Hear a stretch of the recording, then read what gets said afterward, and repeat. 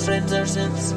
A few days ago, I was fortunate enough to take delivery of a Polyend play, something that I'd been looking forward to ever since Polyend announced its existence back in 2022 or late 2021 or something. I've kind of lost track of all time at this point. But Polyend very kindly did me a really good deal on one of these so that I could check it out for myself, so a big thank you to them straight away. If you've watched any of my tracker videos from before, you'll know that I was fairly open and honest about some of the problems I had with the earlier firmwares. However, once all of that was kind of fixed up, then I came to really love the device, and I still use it regularly to sequence my modular system in particular. And so I was looking forward to see how Polyend had kind of evolved some of the ideas from the tracker, particularly in relation to live improvisation and performance. Now, over the past few days, I've only really had 5 or 6 hours total to sit and play with the play, as it were, learn how to use it and make some music on it. That's partly because, well, it's the festive season here, and there's a lot of drink and drugs to be had at this time of year. And I guess that probably explains why, as one commenter put it on a recent video, I have looked dead behind the eyes as of late. So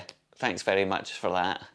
Hopefully I'll look much more sprightly and vitalic in this video to meet your towering expectations of a random prick on the internet. Anyway, I had made this bit of music, the first bit of music that I thought was semi-presentable, and I was going to just record a video saying, here's my first jam with the Polyend play. But I decided it was worth doing a bit of an introduction for 2 main reasons, really. The first reason is to show you just how simple it was to kind of learn how to use a device and put together something that resembles music within a relatively short space of time. I think there's this idea or conception online and a lot of discussions about the play that it's hard to use or difficult to pick up, and it's got a weird workflow, and it's too, you know, the shortcuts are hard to remember or whatever. And I have to say that that has not been my experience whatsoever. Yes, it does have a unique workflow, and that's partly what makes it interesting, and you do have to kind of learn how it works before you can start properly, you know, enjoying all of the features. But that's just the same as any device. If you pick up an Octatrack, for example, people still don't know how to use that, and it's been kicking around for a decade or something. So I think that's kind of overblown. I managed to pick it up relatively quickly. I sat down with Luke Pop's video, which of course is excellent. I was making lunch, stuck it on in the background, and an hour later I was in all of the menus and knew what to do. So partly this is to show you how easy it is to pick up and actually start making music with.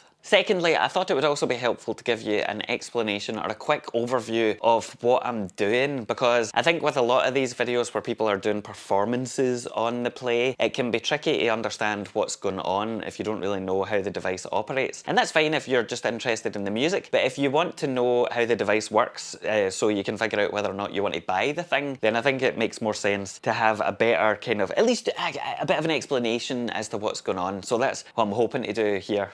At this point, I have to say, by way of a disclaimer, that I've not looked into any of the MIDI sequencing at all. I haven't tried any of the stem exports or anything like that. I've only really kind of scratched the surface. My plan is to do a more in-depth kind of feature review thing of the play once I've had more time to spend with it. In just a few seconds, I will take you over to my table here, which is hiding in the corner, so that I can walk you through how I've set things up and then perform my fabulous composition for your adulation and wondrous praise. So this is the Polyend play, and as promised, I'm going to give you a very, very quick crash course on how things are set up, or at least how I have things set up, so that you've got a wee bit of an understanding of what's going on, and it doesn't just look like I'm, you know, pressing buttons randomly and it's totally disconnected to what's happening. Now, obviously, the centerpiece of this device is the beautiful grid of LED pads. The pads, I believe, are the same size and kind as those that are in the Polyend tracker, with one important distinction, and that is that in play, these are RGB LED pads, which means that they can be multiple different colors, giving you a whole range of added kind of visual feedback, which is very nice indeed, and you'll see a bit more of that shortly. Now, the grid itself is split into 2 main sections. On the left, we have 8 tracks by 16 steps. Those steps can be increased up to 64 for each track, because there are multiple pages for each individual track. On the right-hand side here, we have a kind of control section with 4 by 8 pads, and that allows us to do various things like select and apply different effects for each track or multiple tracks at the same time. time, or you can mute in solo tracks, and you can apply different variations as you'll come on to see in a second. The general sequencing kind of ethos or approach in this is similar to the Roland XOXO style. You basically pick your samples from whatever ones you've loaded, you can arrange them into different folders, and then you place them onto the grid as you would expect. There are a whole bunch of interesting things you can do to sequence things that mean you don't have to manually put these in, and each individual track can also run at relative speeds different to the tempo.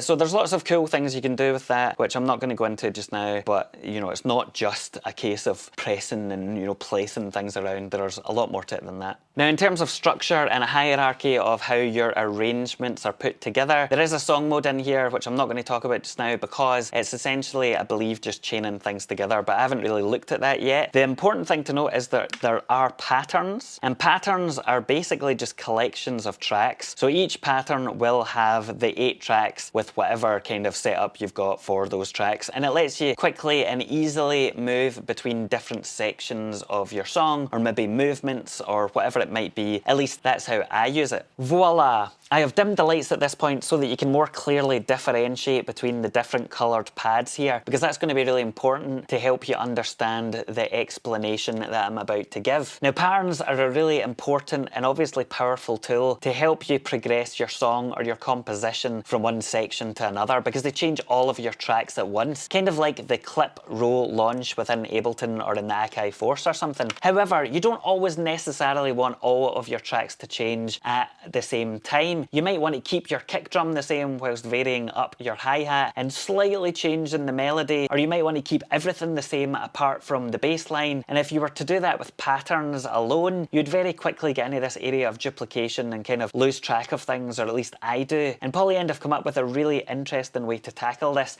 which is giving you more granularity over individual patterns. And so for each track within a pattern, you have what are called variations, which can be accessed via this panel on the right. Now, hopefully you can see, but the active variation for each track is lit up in red. We have a brighter yellow pad here, which indicates where there is an additional variation that we can switch to. And then these pads, which are kind of duller, these indicate that these are blanks, so there is no variation in there. And what this does is, if we change up a few of the variations here and go back, you can see that as I switch out the different variations that are available, I get different versions of the patterns, and this means that I can kind of individually, gradually evolve and change my composition without having to move on all of the tracks at once using pattern mode. Now, the final thing I have to show you before I jump in and start experimenting is perform mode. Now, here you can see we are presented with a beautiful array of rainbow coloured LED pads. Each individual pad allows you to punch in a different effect, for example, a reverb or a delay or a beat repeat or whatever it might be, and all of these punch-in effects can be combined and applied in real time, non-destructively, to either one or multiple different tracks at once. Now, this feature, more than anything else, at least for me, defines the beauty and the special thing about Play, which is that it is really designed to allow you to quickly and easily switch up, improvise and vary everything that you've written. While sequencing on this is a lot of fun, the real joy, at least for me, is playing about with everything afterwards and hearing the often unpredictable but very musical results. You can still access your patterns whilst in perform mode, and even better than that, you can still get access to your variations on a per track basis. And I'm really actually quite impressed with the way that Polyend have implemented it. I don't think I've had as much fun tweaking things on the go as I have with this for ages, so